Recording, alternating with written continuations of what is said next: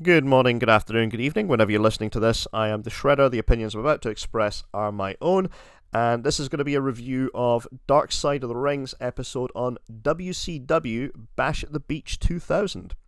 This is one I didn't participate with the rest of the WrestleHeads on NerdTube for, so I'm going to give my personal take on it now. I had done a written review of the Bam Bam Bigelow episode that I had previously missed as well, but this is one where I've not even watched the NerdTube review of it, so I wanted to come at this with a fresh perspective, hopefully, and give my take on it. So, WCW Bash at the Beach 2000, this wasn't so much Dark Side of the Ring as Dumb Side of the Ring. It was an incredibly bad period of business. There was a lot of stupid decisions being made at the time, and it's reflected in the episode. So the episode opens with Vince Russo saying he despises the wrestling business and the people in it. He says, "You cannot be a good person and be in the wrestling business." Vince Russo has worked with Mick Foley, Owen Hart, Daphne, Lance Storm, who was in this episode. I don't think I've ever heard anyone say a bad word about him. And he says there's no good people in the wrestling business. You can't be a good person. Well, I suppose that might be true given that he's been responsible effectively for the death of at least two of those names I mentioned.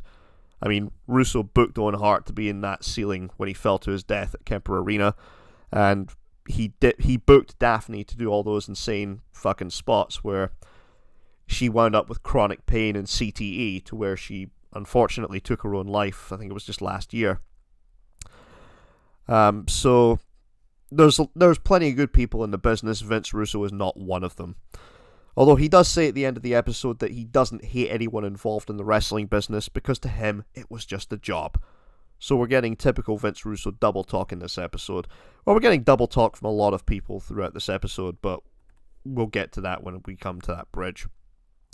So Vince Russo says he's been in wrestling since 1991, and I did check this. He apparently did go to Gleason's gym in New York. He was hoping to be trained as a wrestler by Johnny Rodz, and he went with Big Vito LaGrasso. But his training ended shortly afterwards due to injury. I know his involvement in wrestling after this would have been, he did a radio show with John Arezzi in the early 1990s, and I think it was 92, he wound up joining the WWF as a freelance writer. It wasn't a full-time paid gig, but he was there for a while and eventually became the editor. And I want to say it was late 96 that they started bringing him onto the creative team. And I know it was 1997, the infamous Monday Night Raw from Germany, when that was one of the lowest rated episodes of Monday Night Raw in history, that they decided to give him more of a creative role. And I think it was shortly after that he wound up becoming the head of creative. Now, the talking heads in this episode, they included Dave Meltzer. I have absolutely no idea why Uncle Dave was on this one, namely because the definitive book on WCW was written by Guy Evans. If you haven't read Nitro, I strongly suggest picking that up, and I really wish he'd been here for this episode to discuss the downfall of WCW. Lance Storm, who I've already mentioned, he was on this, and I presume he was asked to be on this for two reasons. One, because he worked at WCW under Vince Russo and Eric Bischoff, and also probably because they were maybe asking him about this incident when they got him on the episode for Chris Candido. And I know this one pissed off Vince Russo because he went on Twitter. He got an advance copy of the episode, and he went off on one on Twitter about the fact that Lance Storm was on this. So that was amusing. Jeff Jarrett was also on this because he had to lay down for Hogan in the first place, and we'll talk more about him later in the episode. Eric Bischoff, he was on this too. Now, Bischoff wasn't the vice president of WCW at this point. He wasn't even, I don't think he was head of creative either, but at this point, he'd been brought back in a consultant's position, and it was to oversee the product because Vince Russo wound up joining WCW in October 99, and by January 2000 he was sent home, and that was a lot to do with the ratings. And again, we'll talk about that a little bit more later on. Booker T didn't appear in this, which is a shame. He's one of the voices I would have liked to have heard from, but he's publicly said he doesn't want to appear in anything that's discussing something negative about the wrestling business. And of course, Hulk Hogan, he was never going to appear in this show unless Vice TV somehow gets bought by Saudi oil interests.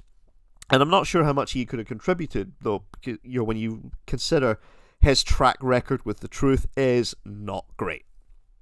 But I'm surprised nobody else was available. You had a lot of guys who were working at WCW in quite senior positions, either on creative or in the main event picture, and probably would have been closer to guys like Hulk Hogan that probably could have delved more into this. But I'm thinking this is maybe just a case of Vice not having the budget to go and talk to more people like they used to back in earlier seasons. Now, the first thing they asked Uncle Dave was if Vince Russo had done more long-term harm than good to the wrestling business. And yeah, Uncle Dave admitted that Vince Russo has done more harm. I really wish we could maybe get him to see that about guys like the Young Bucks or Kenny Omega or Chris Jericho or Jon Moxley or any of the other people he's given 5, 6, 7-star matches to for doing really stupid shit that just insults the intelligence of wrestling fans. Maybe one day. Eric Bischoff says, and I quote, he listed everything that made WWE successful and wrote down to do the exact opposite.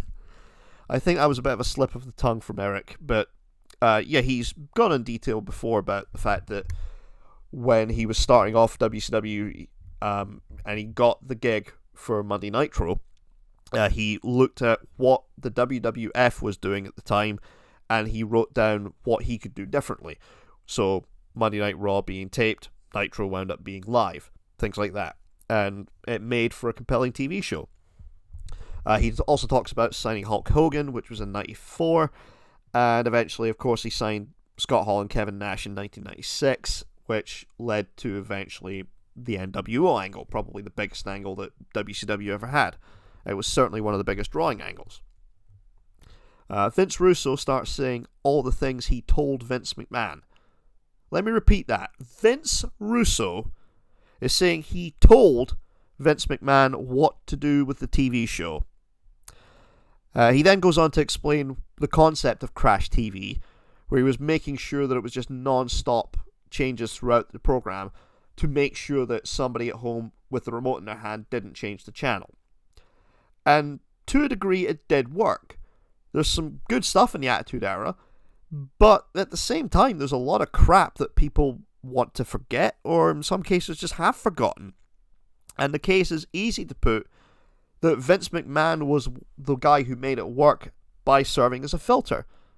Especially when you compare the WWF's product while Vince Russo was there, and then you compare WCW from Halloween Havoc 99 onwards when he had no filter whatsoever, and that's when we got things like Pinata on a Pole, or Ed Ferrara impersonating Jim Ross, complete with mocking Jim Ross's facial paralysis from Bell's palsy, or NWO 2000, or Stacy Keibler keeling over in pain due to supposedly being pregnant while in the middle of a mud match with Major Guns, or just take your pick of bad TV that drove viewers away.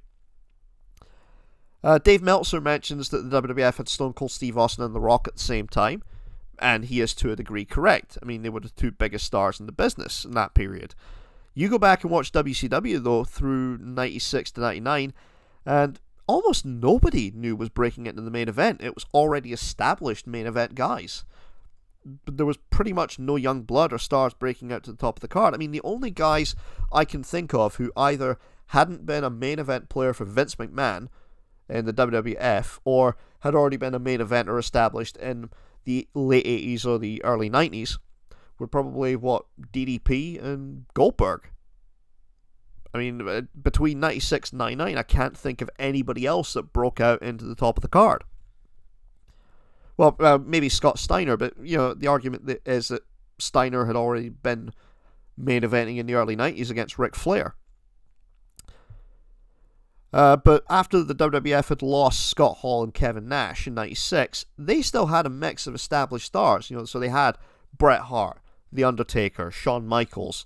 But they then started adding in guys like Steve Austin, The Rock, Mick Foley, Kane, and Vince McMahon becoming arguably the greatest heel in modern professional wrestling. They stumbled onto a winning formula, and they had some of the greatest talent in the world. Bischoff mentions that his budgets were being slashed and he was fighting a losing battle to where he was let go in 1999. And that part is true. WCW, they only made a profit. They broke even, I think, in 94. They only made a profit from 1995 through 1998. And Bischoff had to find money from WCW's existing budget in 1998 to produce Thursday Night Thunder. I mean, everybody forgets that the network, Turn the Network, they wanted Thunder on a Thursday night, but they wouldn't bankroll it. And WCW still made money in 1998, and it was still profitable. I think it was about $30 million they made that year. And for the first 6 months of 99, they were still profitable. But by the end of 99, they'd lost $9 million, which is absolutely nothing when you realise the next year alone they lost $60 million. But what Bischoff doesn't say is that he was in charge when that ship started to sink. The Finger Poke of Doom, the god-awful Kiss concert with the debut of the Kiss Demon, the Junkyard Invitational, ending Bill Goldberg's streak, the Master P angle, bringing in Dennis Rodman and Karl Malone, having a roster of about 150 wrestlers making $100,000 a year or more for little to no work. That all happened under his watch. So it'd be easy to say, oh yeah, Vince Russo completely killed the business. Well, again, the ship had started to sink under Bischoff, which is probably why they brought Russo in. Now, the way Russo tells it in this episode is that he told Vince McMahon, there's that word again, told, that he wanted a raise to move his wife's parents closer to help him look after the kids. And McMahon apparently told him that he makes enough that he should be able to hire a nanny. This was at the time when the WWF was launching SmackDown. Vince Russo apparently resented the fact that he was going to be expected to write both shows when that was how the creative process had worked for many, many years in the WWF. It didn't matter if a show was cancelled or a show was added to the network. Well, a show was added to their weekly content. You were just paid and expected to write for whatever, however many shows there were. But he objected to doing SmackDown as well. Now, the way Darkseid did the reenactment, it makes it look like Russo angrily left McMahon's office immediately after, McMahon had made the comment about you should be able to hire a nanny. And that's not the case at all. The story's been told before, but it was October 2nd of 99. Vince McMahon is in England for the UK exclusive event WWF Rebellion. Vince Russo does the deal while McMahon's in England, and it's made official by WCW on October the 3rd. So Vince McMahon doesn't find out until he gets back from England that his head writer is not coming to TV on Monday. Russo and Ferrara were not under contract, so there wasn't anything Vince McMahon could do about it. And this was a big announcement when WCW signed Vince Russo and Ed Ferrara. I mean, they treated this like they had just scooped up some major main event talent from the WWF when they announced it on, I think it was Monday Nitro. And it was just a pair of writers. Now, to be fair, I can believe that Vince Russo wanted more money when he was asked to write for SmackDown as well as Raw. And I can also believe that McMahon thought that because he had all the other people working in his creative team who had booked wrestling regardless if they had put on a new show or cancelled one, that they were all paid the same, that he didn't need to pay Russo more. Or that he believed that Russo could just get a nanny. That is Vince McMahon's attitude. I just wish Darkseid hadn't done yet another reenactment that has absolutely no basis in reality, as there is no way Vince Russo could have yelled and angrily pointed at Vince McMahon before leaving the office without immediately being fired. Dave Meltzer, Vince Russo, and Eric Bischoff all talk about how Vince Russo wanted to get away from having Hulk Hogan in the main events. Now, Hogan had admittedly become pretty stale by 99. The NWO had long overstayed its welcome, but Bischoff still saw money in Hogan. And in fairness, Vince McMahon was able to make money off Hogan when he brought him back in 2002. When Hogan came back and he put over The Rock, he put over Kurt Angle, he put over Brock Lesnar, but he was probably getting nowhere near what WCW paid him, and he wasn't a top guy anymore. Well, at least not when he went back to the WWF. Now, they probably should have mentioned as well that Russo himself has gone on record that he had meetings when he went to WCW in 99 to bring back the Ultimate Warrior. So this would have been about a year after Hulk Hogan and Ultimate Warrior. I mean, they had one of the worst matches in the history of televised wrestling. Halloween Havoc 98, go look it up. It's one of the single worst matches in the history of the business.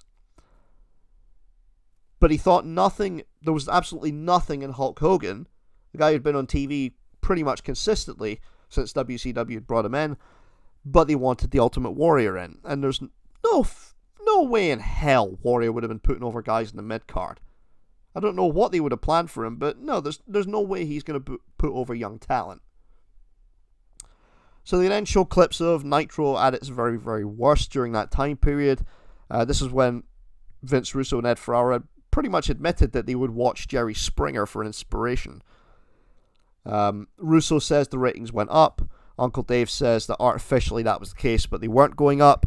If you want a credible source on this, again, I would suggest Guy Evans' book Nitro, since he spoke directly to people who were involved with the day-to-day operation behind the scenes of WCW and executives at Turner. And he's noted that in the 9 weeks before Russo came to WCW, the Nielsen ratings averaged a 3.25. In the 9 weeks after Vince Russo came, they were down to a 3.21.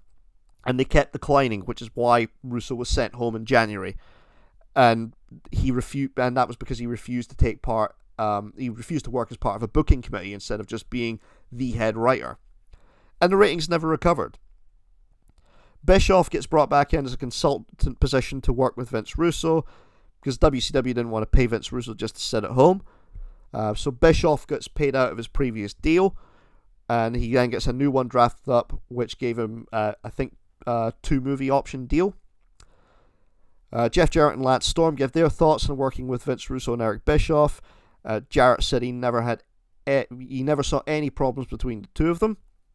Lance Storm recounts that Vince Russo's idea when he came in was that Storm would be Eric Bischoff's illegitimate son. And this was despite the fact that Bischoff was only about 10 years older than Storm. So it made absolutely no sense. Bischoff says that he initially liked working with Vince Russo, although that does kind of contradict what he said about him in his book, Controversy Creates Cash, because Bischoff said in that book that he knew after his first meeting with Vince Russo that he just couldn't trust him. Then we come to the WCW angle of the New Blood versus the Millionaires Club. Now that whole angle was a fucking mess. They decided to strip the titles from everybody, what was called the Big Reset. Feuds, which had been going on for months, just ended abruptly and acted like nothing had happened. And the group of young guys in the New Blood, they were all outnumbering the Millionaires Club, drastically. And they acted like heels. So pretty much nobody got over because of the New Blood. So Bischoff says that he was done with Vince Russo creatively, as he was such a bullshitter. Judge that working environment for what you will there. Russo says that he called Brad Siegel at Turner, and he told him, again there's that word, he told him, to put Bischoff in charge. And Russo then says that Brad Siegel said that no, he wanted Vince Russo to continue writing the shows. So we jump ahead to Bash at the Beach. Vince Russo has spoken to the creative team the week before the pay-per-view and asked everybody who they would put the WCW title on right now if they could, and everyone said Booker T. Now there's some problems there right off the bat. Bash at the Beach is already set for Jeff Jarrett versus Hulk Hogan for the WCW title, although I don't believe that was even supposed to be the main event. That was going to be Goldberg, who they had turned heel, and he was going against Kevin Nash for Scott Hall's contract. So if Goldberg won, which he did, he ripped up Scott Hall's contract. Booker T, meanwhile, he was set to lose earlier that evening against Kanyon.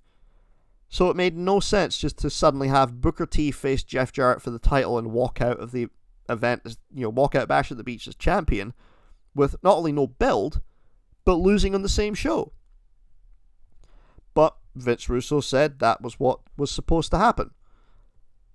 Jeff Jarrett recalls that he had the belt for a couple of months at that point as the chosen one. He had won it off David Arquette at Slamboree. And just a quick side note, that match was in the same building where Owen Hart had fallen to his death earlier, just 1 year prior. and Vince Russo got it into his head to have Mike Awesome throw Kanyon off the top of a cage onto the entrance ramp. Yeah. So Jarrett had defended it the next month. Kevin Nash at the Great American. It was against Kevin Nash at the Great American Bash, and the plan was for Jarrett to defeat more legends on his way to eventually dropping it to Booker T. He says he bought into Vince Russo's vision, and Russo decided that he wanted Booker T to walk out with the title at Bash at the Beach. Russo wrote the first version of Bash at the Beach with Jarrett versus Hogan, so Hogan was going to look strong, but he would not win the belt because he would win by a DQ. The problem is that Hogan had creative control in his contract, so he and Bischoff had different plans going forward. Bischoff and Hogan had this idea where Hogan would walk out of Bash at the Beach with the belt, WCW would vacate the title and have a tournament that was due to end at Halloween Havoc, and Hogan would come out and say that he's still the world champion, and it would either be changed to a three-way or it would be champion versus champion. Bischoff actually thinks this would have drawn money in 2000, although I want to put on record he also pitched the idea of a WCW pay-per-view that tied in with a Kiss concert on the Millennium called New Year's Evil, and this was after Kiss's lip-syncing on Nitro to debut the Kiss Demon became one of the lowest rated segments in Nitro's history. So he's got a track record of some really bad ideas as well. Jeff Jarrett was talking about how bad it was for a wrestler to have creative control, and that's really rich coming from him. I mean, this is the guy who, even after TNA was bought by Panda Energy, booked himself on top to the detriment of the product. Vince Russo says that Hogan had turned down the first script that he presented, so Hogan looks strong against Jarrett, doesn't win the title by a DQ, but he agrees to a second one where he wipes out not just Jeff Jarrett, but Scott Steiner as well, but again, he still doesn't win the title due to a DQ. So meanwhile, the day of the show is apparently on. That's apparently when Hogan and Bischoff told Russo about their plan to have Hogan leave with the title. And it was supposed to blur the lines about Hogan's creative control. And this is where we get a bit of a contradiction, where Eric Bischoff says that Vince Russo had no say on it, but then it was decided to call Brad Siegel. They pitched both ideas, and Brad Siegel, who was the head of the Turner Network, he ultimately said, go with Eric Bischoff's idea. So, in all honesty, that should have been the end of it. You know, if Brad Siegel has said, you go with Eric Bischoff's idea, that should be it. No ifs, no buts. But Vince Russo decided that he wasn't going to let this happen, and he went into business for himself. He told Jeff Jarrett what the plan was, that he was to lay down for Hogan, F him, and make it clear that he was taking a dive, which had already been done in WCW. I mean, when Vince Russo and Ed Ferrara came in and they booked Halloween Havoc 99, they had Hogan do the exact same thing for Sting. WCW had been promoting a world title match for the pay-per-view with Sting going in as the champion and a heel at the time against the babyface Hulk Hogan, and the night of the pay-per-view, Hogan goes down to the ring in street clothes, he lays down for Sting, and the main event gets changed to Sting versus Goldberg.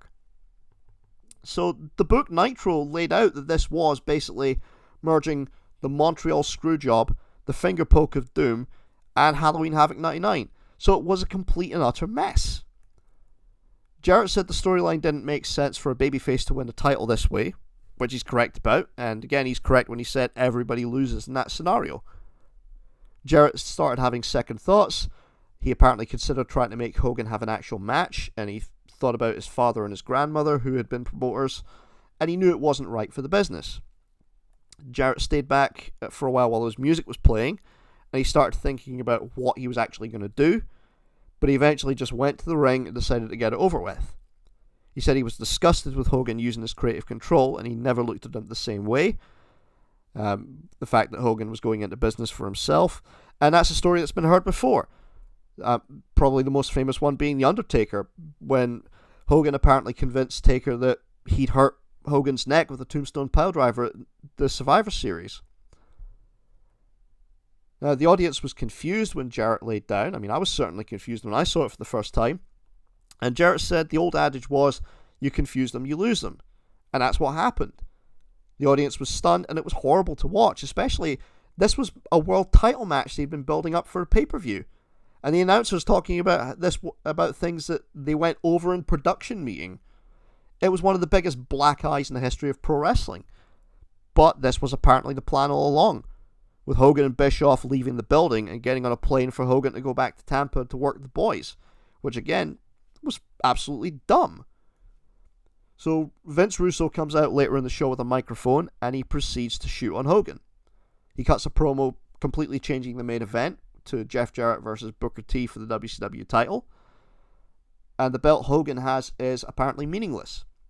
And he of course cuts the infamous line about calling Hogan a big bald son of a bitch, which Hogan sued over.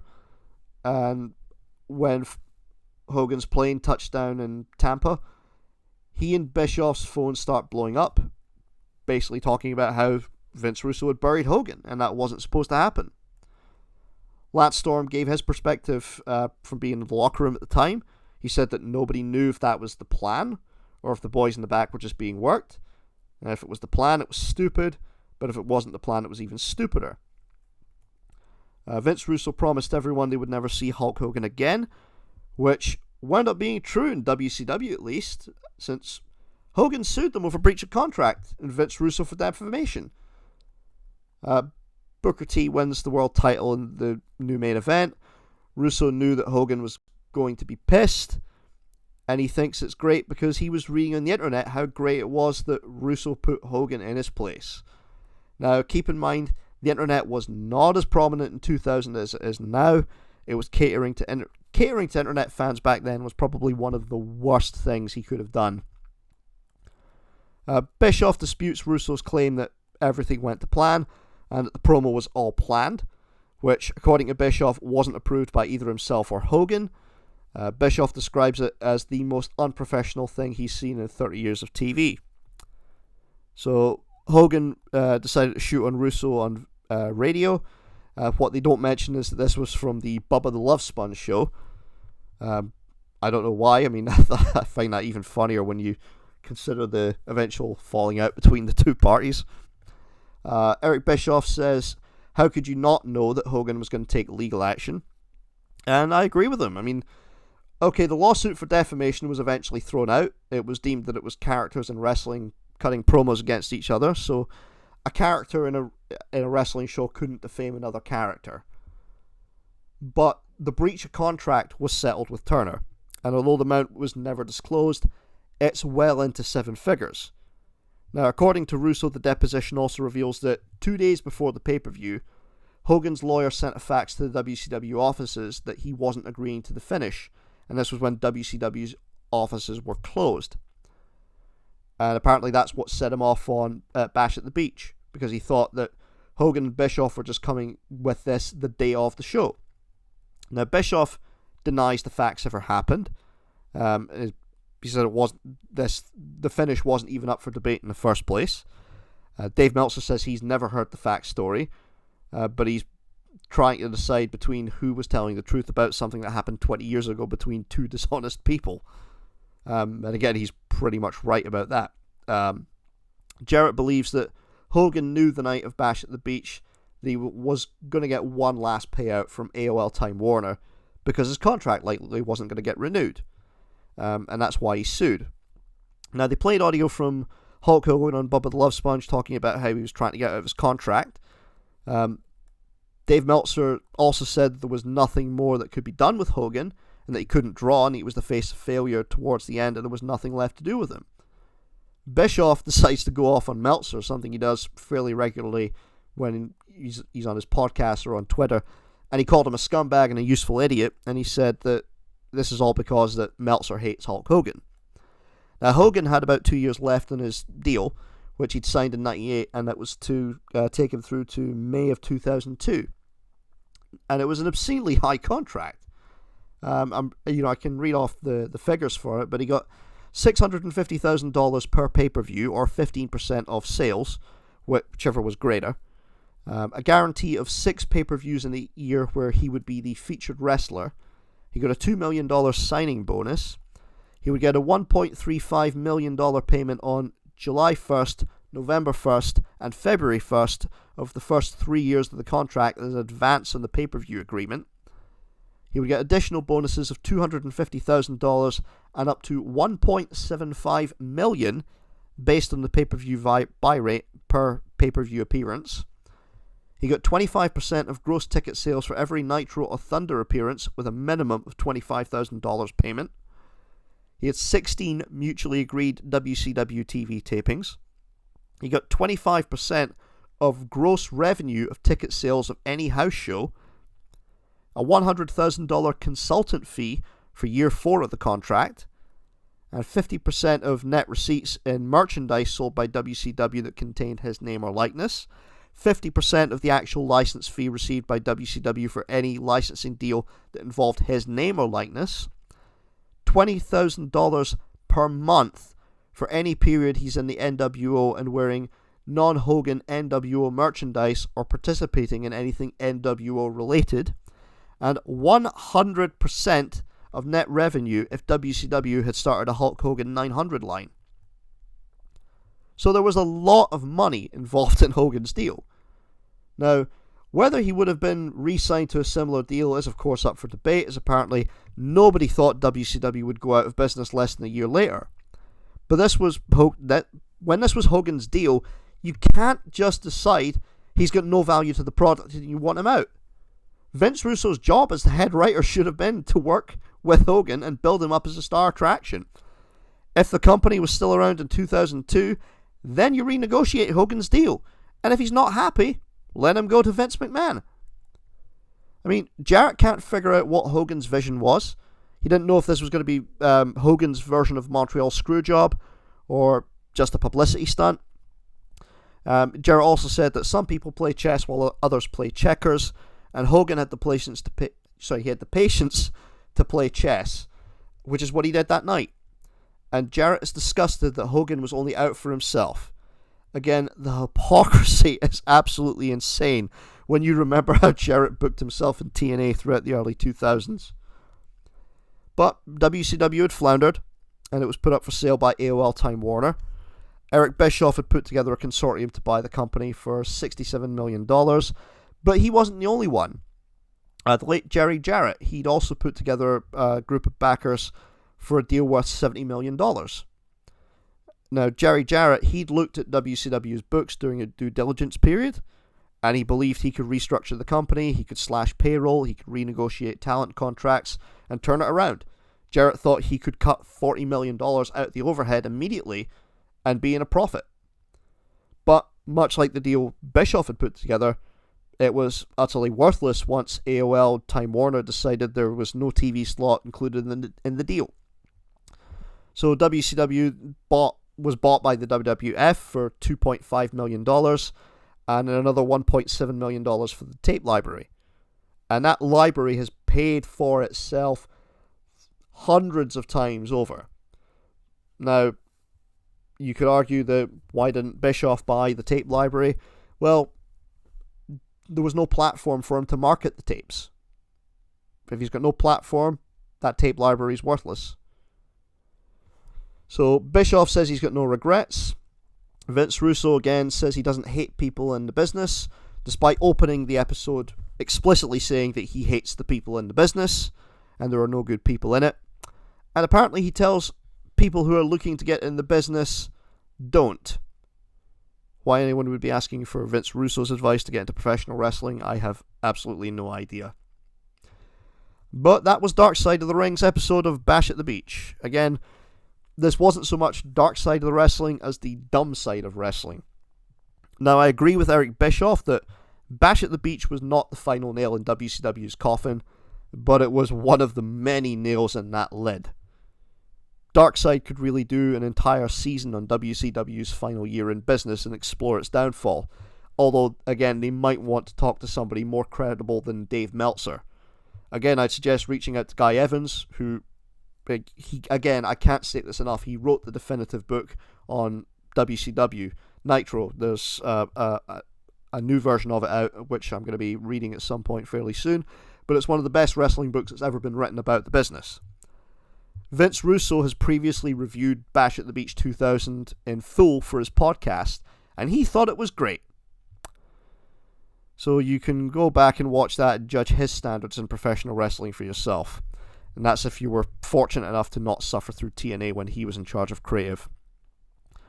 So Vince Russo was gone from WCW by October of 2000. It was on a leave of absence due to concussions, with Turner buying his contract after WCW folded.